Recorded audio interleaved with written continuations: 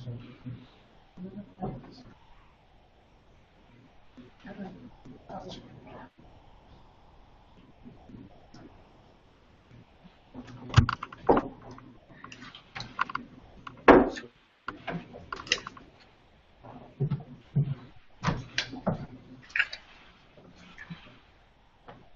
there. It's a pleasure to be here today. My name is Jaclyn Kerr. I'm a fellow at the Kennedy School Belfer Center's Cyber Project this year. We've talked a little bit about a couple of threats to the future of the global internet already. We've talked about cybersecurity and cyber warfare, and we've talked about cyber crime and cyber terrorism. I'm going to talk for a few minutes about another threat, which is as states exert greater and greater control over the internet within their territory, what that potential threat that has for the development and future of the global internet and potential for fragmentation.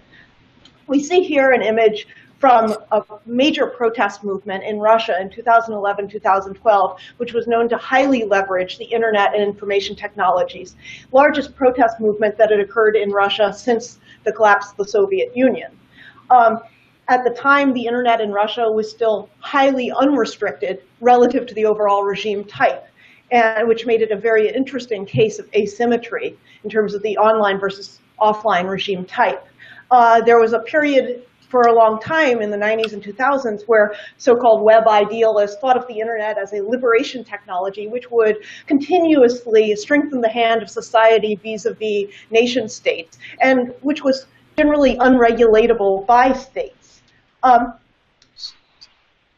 However, in the early days of the internet, people like John Gilmer from the EFF would describe the internet as routing around censorship, as being fundamentally unregulatable. But we've seen a sea change in this in recent years. Researchers from University of Toronto's Citizen Lab now describe it as where it was once considered impossible for governments to control cyberspace. There are now a wide variety of technical and non-technical means at their disposal to shape and limit the online flow of information. The technology is changing and evolving, and states are becoming more aware of how they can, in one way or another, restrict or dampen the uses by society of the internet within their territory. And so I'll talk with you a little bit about the global trends we see in the wide variety of different methods that states are using to try to control the use of the internet within their societies. I'll give you one very interesting dynamic example, the Russian case in the last few years where policies have been changing dramatically, and a little bit about what the future prospects are and how this discussion of norms and ethics might play into that. When we think of internet regulation in non-democratic settings in particular, we often think of things like this. This is from Qatar. I saw this guy a few times when I was living there a couple of years ago. It's at least humorous, but a block page telling you this information is banned for one reason or another. But internet restrictions have moved well beyond just this kind of blunt blocking. There's now a wide variety of different approaches, sometimes referred to as generations, with the first generation being the blunter instruments, the things that are more obvious, like site blocking we just saw, like keyword filtering, manual content censorship of particular types of content. These are all things, for example, we see in the Chinese so-called Great Firewall, complete network shutdowns like you saw in Egypt during the Arab Spring. On the other hand, there are things which are subtler, more plausibly deniable, more legalistic, which have been adopted in recent years, sometimes layered on top of these blunter types of techniques, and sometimes in the absence of those. Russia was for a long time seen as a pioneer in some of these second-generation approaches, even though the internet was generally uncensored. Approaches like legal measures, like takedown requests behind the scenes to service providers or to hosting providers to particular sites, DDoS attacks on election day on some particular resource, use of patriotic trolling or patriotic hacking groups that have some link that's sort of plausibly deniable to the government. So there are a lot of different approaches being taken. There's also a wide variety across states that are of otherwise similar regime type, a wide variety of different levels of restriction. This is data from 2011 from the Open Net Initiative project at Citizen Lab, looking at internet censorship levels versus offline civil liberties restrictions, or overall regime type in terms of civil liberties restrictions. And what you see is, instead of being a perfect correlation, a lot of data falls in this lower right corner, where you have states which have lots of restrictions on civil society, on the media, on freedom of expression overall or offline, but they don't have much by way of internet censorship. So this is sometimes referred to as policy asymmetry, a lack of policy linkage between the online and offline space. Russia, for example, falls into that category. You see down there. And a lot of states of the former Soviet region, actually. You also see some regional dynamics. The color coding is by region. You see some clusters, like up in the right-hand corner, the black is the states of the Gulf Commonwealth, the GCC, Kuwait, Saudi Arabia, which were more exemplars in the other direction of having high censorship.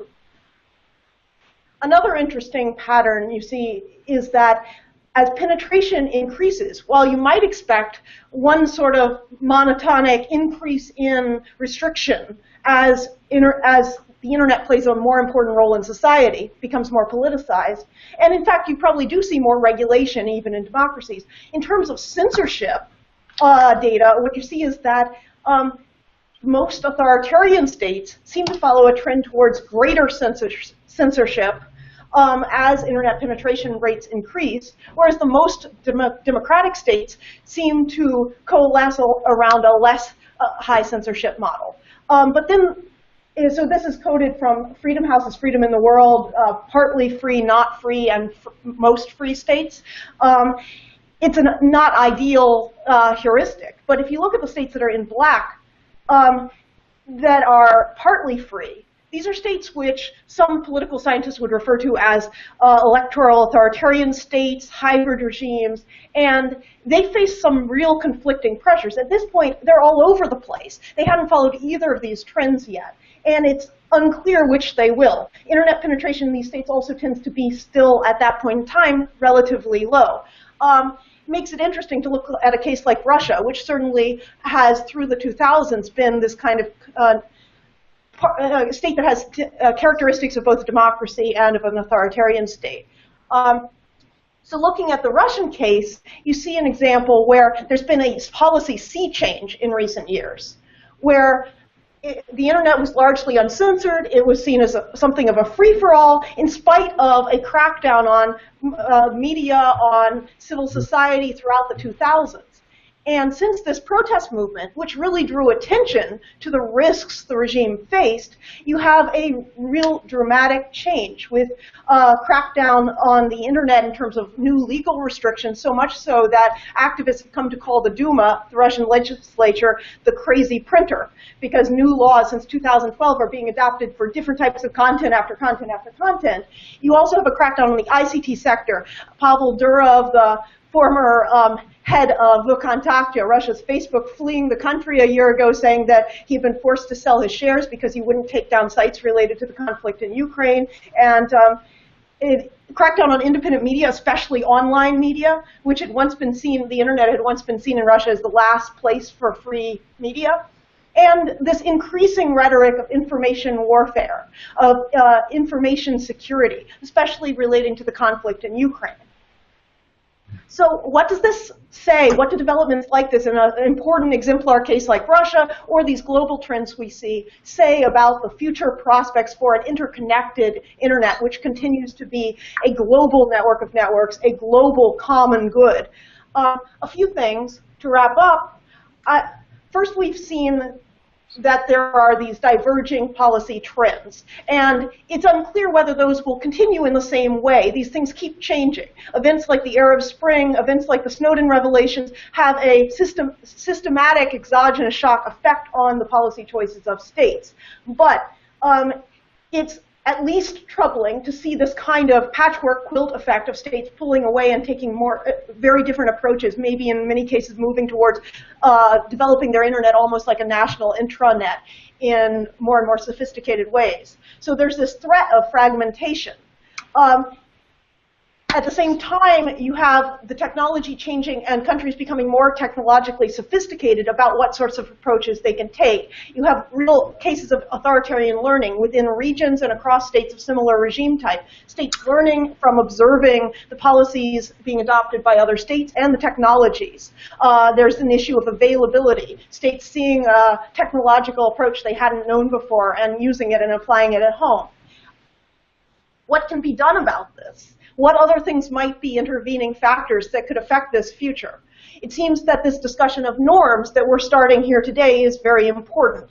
And it will continue to play an important role because many of the states which haven't yet taken as severe an approach towards internet restriction are also states which will face dueling pressures. Pressures to develop their economy. Many of them are developing countries.